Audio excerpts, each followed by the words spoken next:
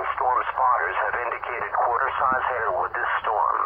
The following impacts are expected. Hail damage to vehicles is expected. Expect wind damage to roofs, siding, and trees. Locations impacted include northeastern Oklahoma City, Edmond, Jones, Luther, Arcadia, and Meridian. This includes the following highways: Interstate 35 between mile markers 135 and 148. Interstate 44 between mile markers 136